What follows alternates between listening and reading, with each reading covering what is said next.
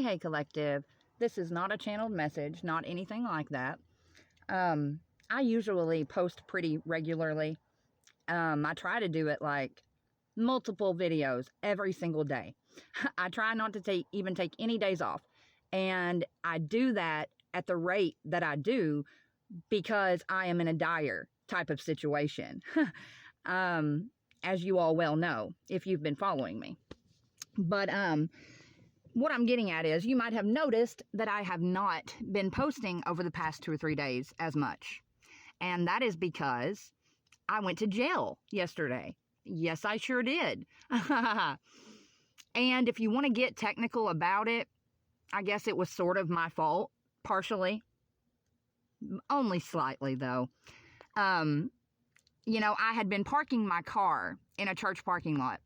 But around a week or so ago, maybe 2 ago, something like that, the cops came up to me and they said, Rusty, you can't park here anymore because the church doesn't want you here anymore. And I was like, okay, whatever, right? So I left. And obviously, I'm smart enough not to go back somewhere I'm told that I'm not welcome. So I hadn't been going back until about not yesterday, but the night before. It was raining so hard. It was raining like cats and dogs.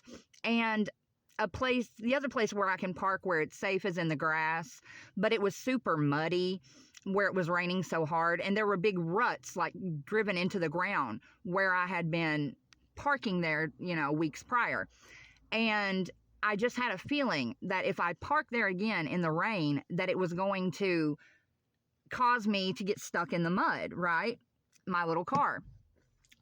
So I had an option. I could choose between getting stuck in the mud and having literal no one to come and help me get out of this mud if I did get stuck, or I could chance parking in the church parking lot where they had told me not to park.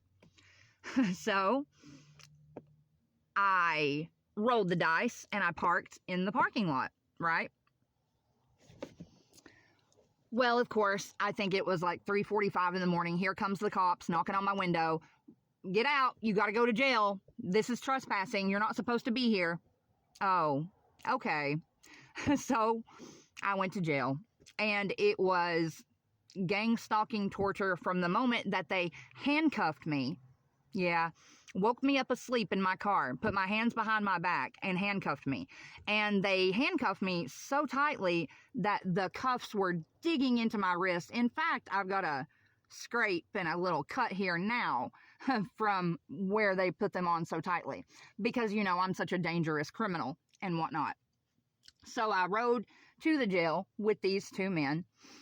And it was so ridiculous. Like, it was another one of those instances where they get me in a desperate type of situation where I have no control or no say of what happens to myself.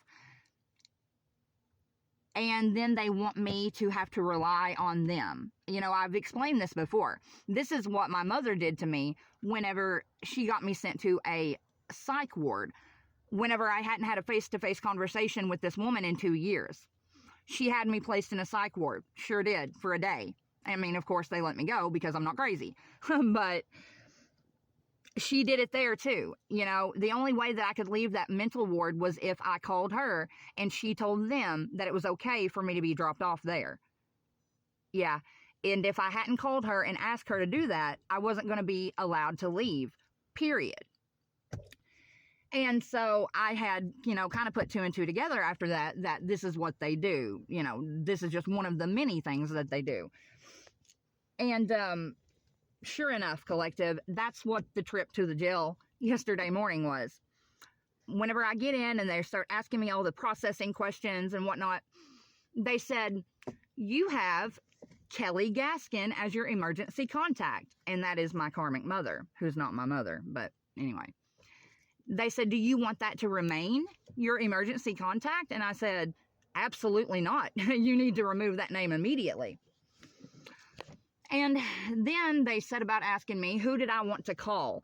And at the time they asked me this, I didn't have a bond. I didn't know what was going on. I didn't know how long I was going to be there. I didn't know anything. But they were like, yeah, you can make a phone call. Who do you want to call? And I said, I don't want to call anybody. I don't have a single person that I want to call or should even call. So, no, thank you. I'm good. I don't need a phone call. What? You don't want to call someone, they said? No, I don't. Like, what is wrong with you all? Okay, what is wrong with you all? But anyway, I maneuvered that. I got through that.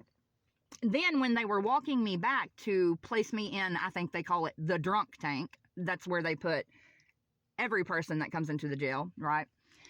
They turn around and one of them hollers at another one that works there, and they say, "Hey, are we going to put Rusty in 113?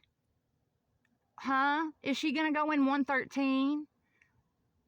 And I laughed out loud. I literally laughed out loud. Because do you know what 113 is, collective? 113 is the birthday of my ex. The same very ex that is spearheading this big old hate train against me with my karmic mother, who's not my mother, right? But yeah. So I stayed there about 3 hours, maybe, something like that. I meditated while I was in there.